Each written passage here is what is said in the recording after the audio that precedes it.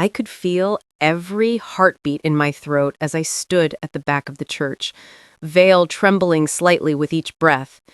The air smelled of roses and polished wood, and a faint echo of whispered excitement floated above the string quartet's music. This was supposed to be the happiest day of my life. After 5 years of grief, therapy, and sleepless nights, I was finally ready to marry Daniel, the man who had been there for me and my daughter Lily after my first husband, Mark, died in that accident. But as I peeked down the aisle, my stomach clenched. There, in the front pew, sat Mark's mother, dressed head to toe in black, a thin envelope clutched in her hands like it might bite her. She hadn't spoken to me for months. She didn't even RSVP. Yet now she sat there, eyes locked on me, jaw tight. The music swelled and the doors opened. My father gave my arm a squeeze, whispering, "Deep breaths, sweetheart." My heels clicked against the stone floor, each step heavier than the last. Daniel smiled at me from the altar, steady, kind, with that look that always told me I was safe. For a second, I almost believed it. Almost. We spoke our vows, exchanged rings, and I felt the room lean forward, waiting for the officiant's words. "I now pronounce," he began. "Stop." The voice was sharp, brittle, and unmistakable. My mother-in-law rose from her seat. Every head turned, the quartet went silent mid-note. I froze, pulse roaring in my ears. She walked slowly toward us, heels tapping like a metronome, the envelope raised high. "Before you do this, she needs to know the truth about Mark," she said. Her voice carried, each word like glass shattering on the tile. Murmurs rippled through the guests. My mouth went dry. "What are you talking about?" I asked, but my voice barely came out. She stopped a few feet from me, tearing open the envelope with shaking hands. Photos spilled out. Mark at a courthouse, standing beside another woman.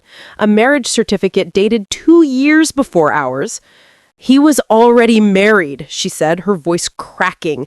"He lied to you. He lied to me. He left another family behind." A wave of gasps rose. I felt Daniel's hand slide over mine, firm but warm, anchoring me. "That's not true," I whispered. "I would have known." But the images were there in my hands, undeniable. My knees wobbled. She wasn't done. She pulled out a legal-looking document. "And this, his will. He left everything to them, not to you, not to Lily. I couldn't watch you marry another man without knowing the truth." Her words fell like hammers. For a moment, the church tilted, the walls too close. I wanted to run, but my dress felt like a trap around my ribs.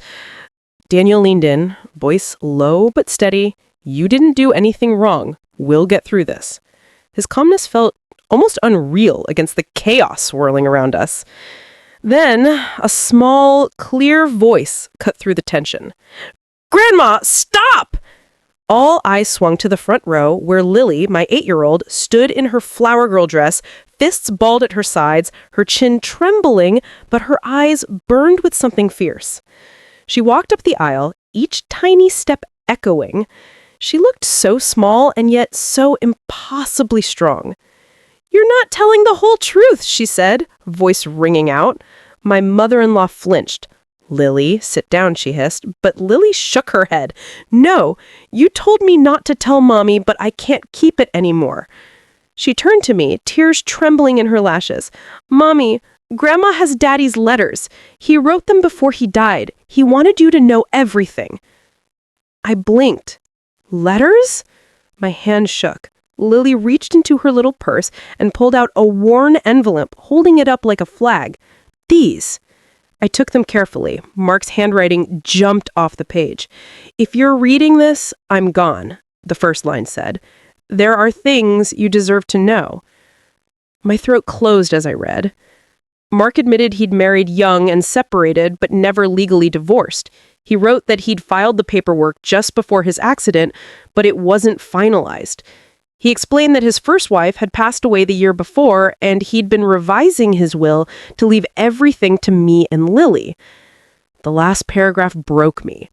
Please tell Mom. I've sent her the revised will for safekeeping.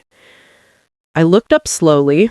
My mother-in-law stood pale and still, eyes darting away. You had this? I asked. My voice cracked. She didn't answer. Lily spoke again, her little voice trembling but strong. Grandma told me you would lose everything if you married Daniel. She said Daddy wanted me to stay with her. A stunned hush fell over the room. Is that true? I asked.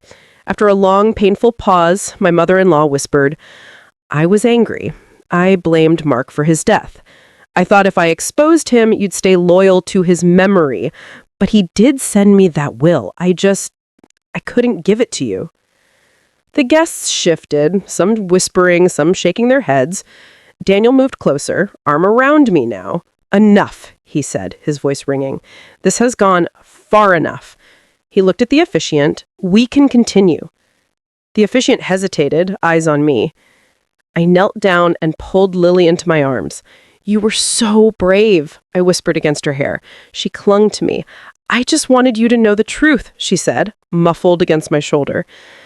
My heart ached with pride and sorrow. I stood, facing everyone. I didn't know any of this when I walked down this aisle. Mark's secrets aren't mine. My only secret is that I was scared to love again. I turned to Daniel.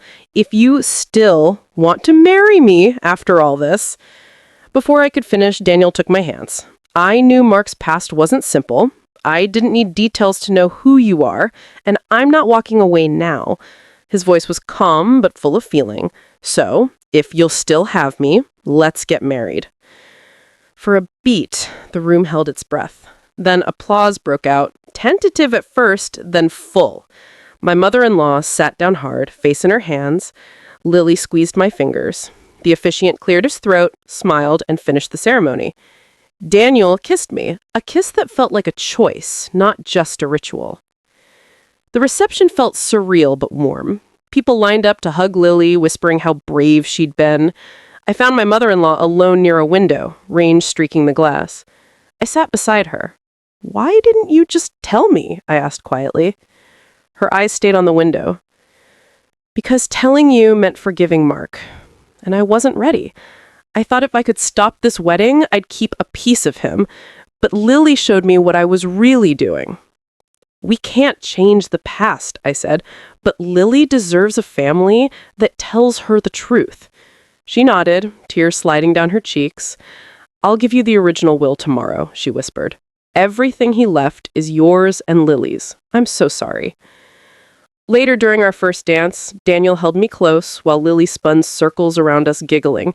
I caught her eye and mouthed, I love you. She beamed, spinning faster until she tumbled into a pile of tulle and laughter. The weight of secrets still hovered, but felt lighter now, like clouds breaking after a storm. When the song ended, I stepped to the microphone. I know today didn't go as planned, but life rarely does. If you take anything from what happened here, let it be this. Secrets can destroy a family, but even painful truth can set one free. Don't wait for a wedding or a funeral to speak it. Tell the people you love what they deserve to know while you still can. The room was silent, then erupted in applause. Lily ran up and hugged me. Daniel kissed the top of my head. Walking out of the hall that night, under a sky spattered with stars, I held Daniel's hand in one and Lily's in the other. We weren't just a widow, a fiancé, and a child caught between. We were a family built on truth. And that, I realized, was stronger than any secret. If you've listened all the way through, ask yourself, what truth are you holding back from the people who matter most? Don't wait until it's too late. Share it today. And if this story moved you, share it with someone who needs to hear it, because you never know whose life you might change.